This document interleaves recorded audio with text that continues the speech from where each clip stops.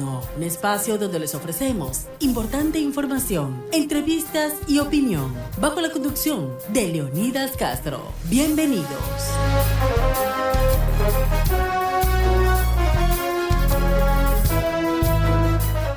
¿Cómo están? Buenas noches, bienvenidos, gracias por estar con nosotros. Soy Leonidas Castro, este es un programa más de Diálogo Nocturno aquí por Radio I-99. Gracias a quienes están en nuestra sintonía. Pues a esta hora quiero conversar con el abogado Víctor Valle, quien es presidente de la organización Dignidad y Derecho. A propósito de esto resuelto por la Corte Constitucional, que tiene que ver con el cambio de género en cédula de identidad en los adolescentes entre 2 y 18 años de edad. Es un tema muy polémico que ha causado mucho el cuestionamiento, las voces en contra de la sociedad, y queremos justamente conversar con el presidente de esta organización Dignidad y Derecho. Abogado, buenas noches, ¿cómo está? Le saluda Leonidas Castro, bienvenido a I-99 Diálogo Nocturno. Buenas noches, Leonidas, un saludo a toda la audiencia y gracias por la invitación a nombre de Dignidad y Derecho. Ok, listo, abogado. Yo quiero conversar con usted justamente porque este es un tema que ha causado mucho revuelo en la sociedad. La resolución que toma la Corte Constitucional para que mediante un juicio los menores de edad entre 2 y 18 años puedan reclamar el tema de poner en su cédula de identidad, es decir, tener la potestad de decidir el sexo al que quieren pertenecer, no al que nacen. ¿Cómo ve usted esta situación jurídica? ¿Termina siendo un tema de ideología más allá de derecho y respeto de lo que dice la norma constitucional y los derechos de los seres humanos?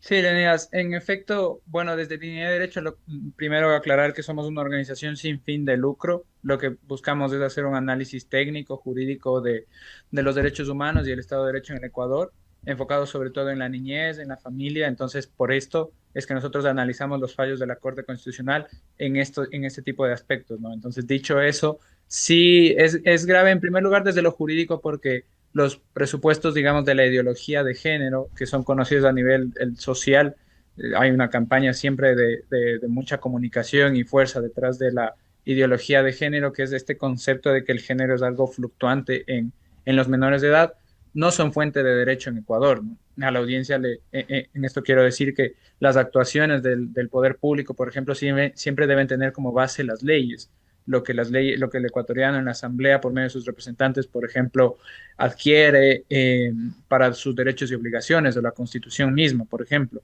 o incluso las obligaciones que vienen del tratados internacionales del Ecuador. ¿Qué pasa en este asunto? La ideología de género, el hecho de que una persona puede cambiar su género, es una cuestión sui generis, no viene de ninguna ley, de ninguna fuente, ¿no? Entonces, en este sentido, sí preocupa que la Corte Constitucional establezca estos postulados de lo que implica un proceso de transición, un proceso de cambio de género, cuando no tienen base ni evidencia científica, ¿no? Eso en primer lugar. De ahí, respecto a lo que realiza la Corte en esta última sentencia, hay que diferenciar incluso que hay varias sentencias. Esta habla del género en adolescentes, pero hay otra incluso que aún no se resuelve, que es el caso Amada, conocido en medios de comunicación, ¿no?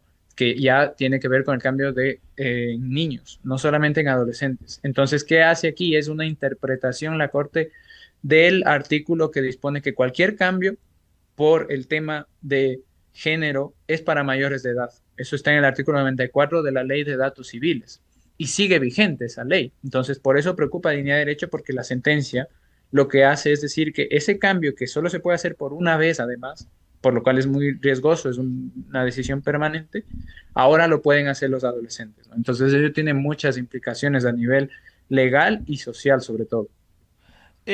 Abogado, pero incluso esa decisión que toma la Corte de que sea por una sola vez, es decir, ¿qué pasa si ese adolescente se equivocó cuando tenía 12 años y cuando tiene 14 y 16 decide, no, pues ahora quiero ser lo que siempre fui, ya no me siento lo que pensé que quería hacer? Es decir, ¿qué pasa? Ya se quedó con ese género. Es realmente algo terrible y realmente es una situación compleja y crítica para la moral, incluso pública, lo que se ha resuelto por la Corte. Sí, mire, incluso la Corte ya había dado antecedentes en el caso del Colegio Salinas. Este fue el 9518 EP de la Corte, en la que la Corte Constitucional, precisamente el caso hablaba de las implicaciones que esto tiene, no solo para el niño o el menor, ¿no? Que es ya de suyo muy grave. O sea, es muy grave que haya representantes legales que, por ejemplo, consientan en hacer este cambio de género a un menor que tiene esta disforia de género, cuando en los datos que nosotros hemos investigado y que son públicos, el 80 al 95% de los casos de los menores que presentan disforia de género, cuando atraviesan la pubertad, ya no tienen esa disforia, es decir, es simplemente algo que en general se presenta como un fenómeno de la pubertad. Entonces, ¿cómo puede ser que a la vez, con esos datos tan reveladores, se tomen decisiones irreversibles en la época de la adolescencia, ¿no? Entonces, en este caso, Salinas, por ejemplo, la Corte ya revisó lo que ocurría, por ejemplo, en el tema de los baños. ¿Qué pasa a nivel social cuando en una escuela, en un colegio, por ejemplo, un niño que se autopercibe niña en estos términos de la ideología de género quiere acceder, por ejemplo, a un baño de niñas?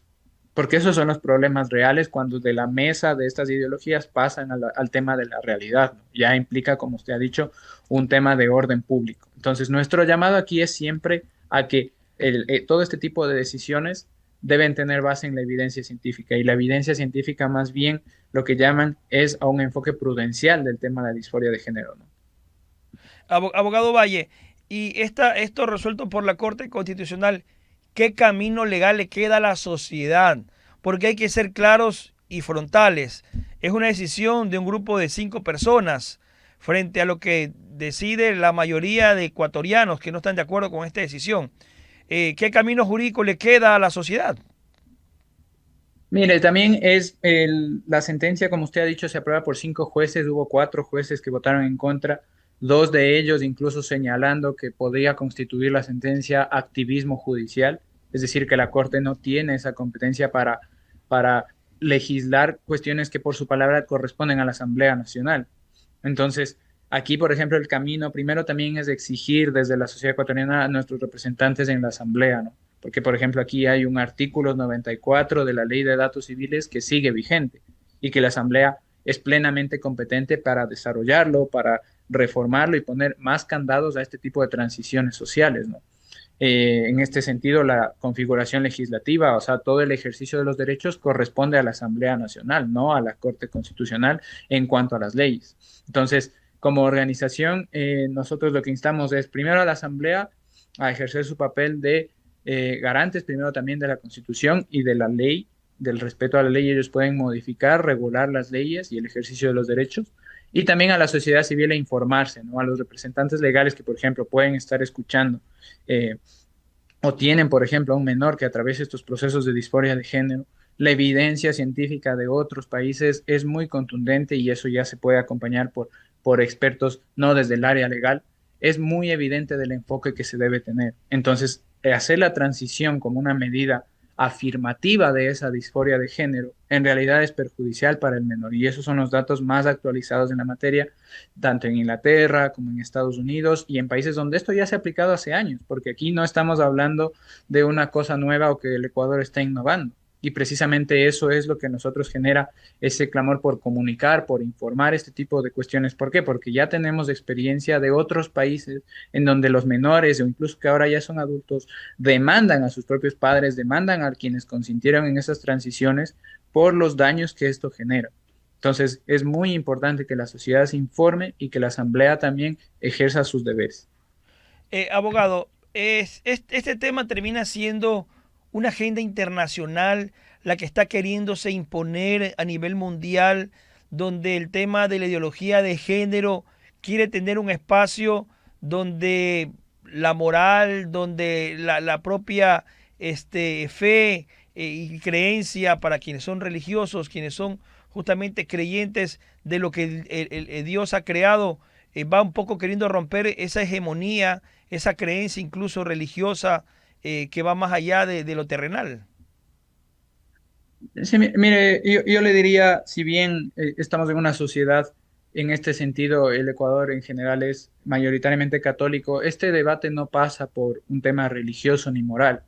Lo dice el propio juez Jorge Benavides en el voto en contra de la sentencia. Cuando se trata de menores de edad, la Constitución impone un estándar más exigente de protección en los artículos 44 y 45.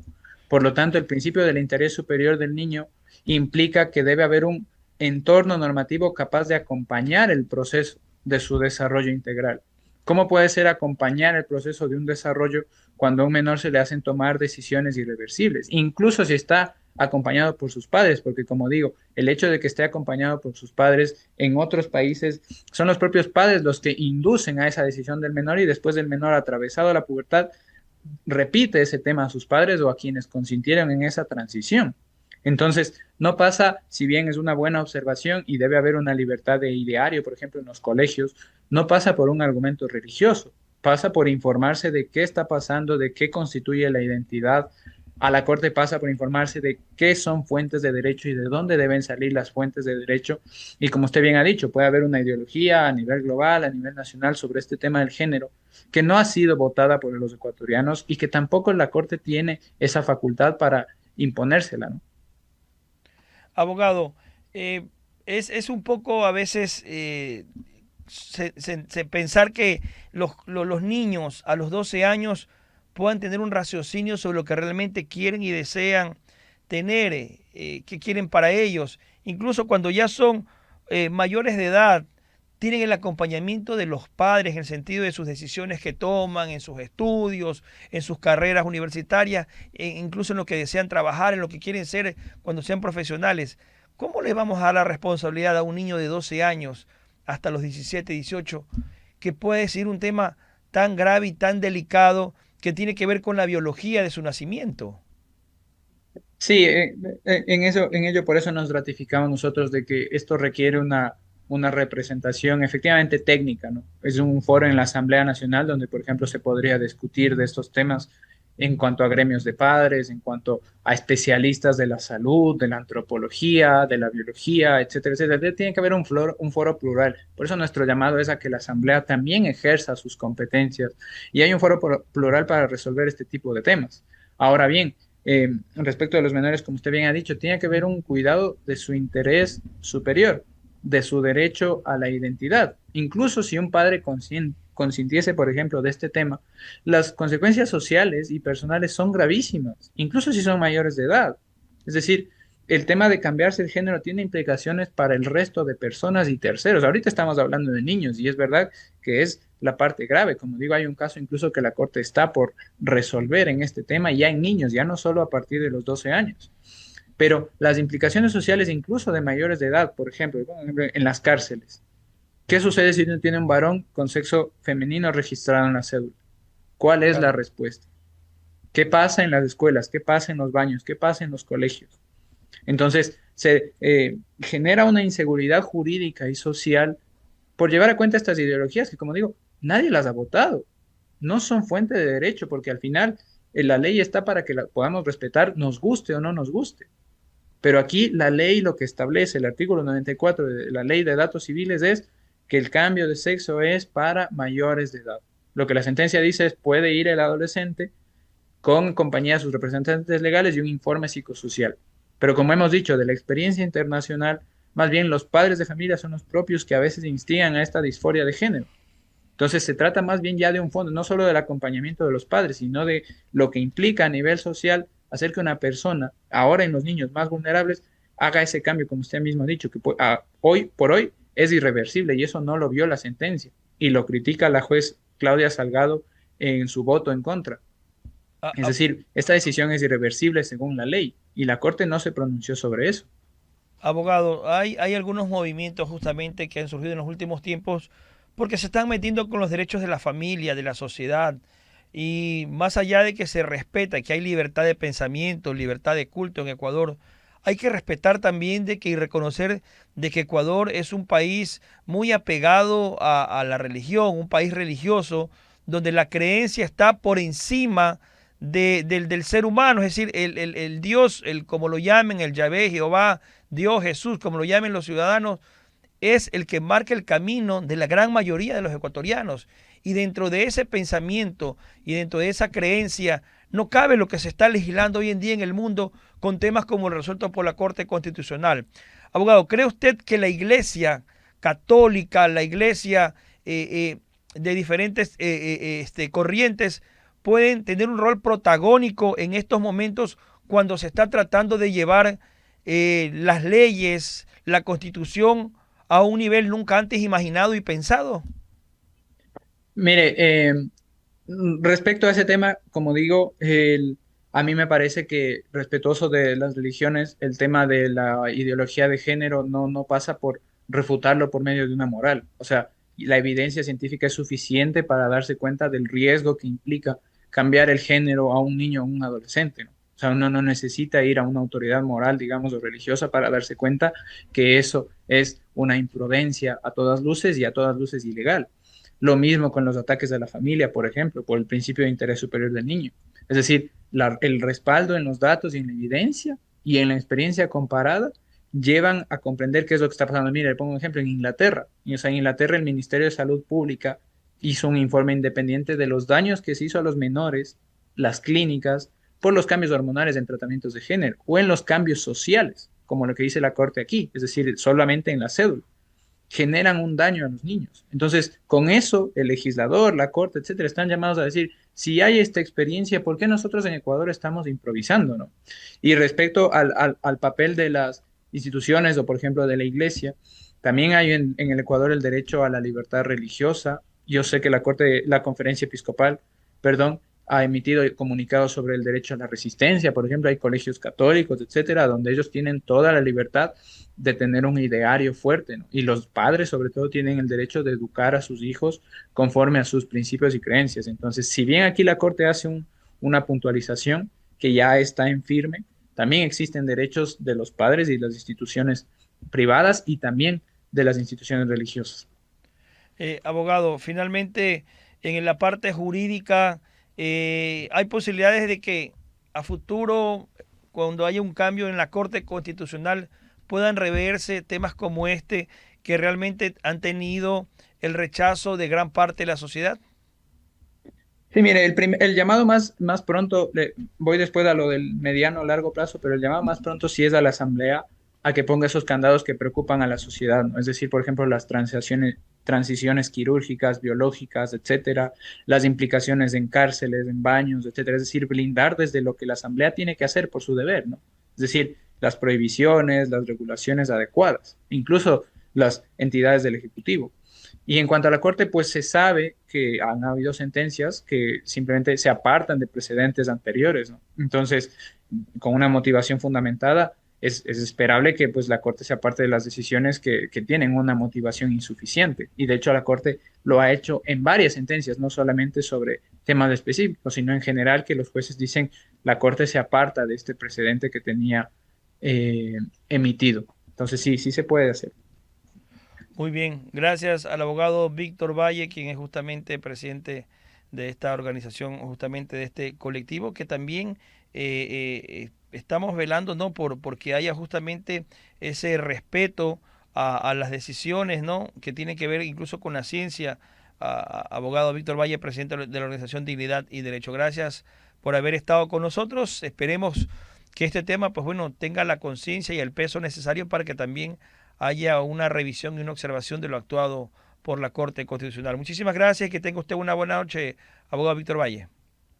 Buenas noches, igual gracias a toda la audiencia y los invitamos a cualquier duda, colaboración o a seguirnos en Dignidad y Derecho. Muy bien, muchísimas gracias al presidente de la organización Dignidad y Derecho, abogado Víctor Valle, quien está con nosotros aquí en este programa de Diálogo Nocturno. Gracias por estar en esta sintonía, pues los esperamos en una próxima jornada. Que tengan todos ustedes una muy buena noche. Hasta la próxima.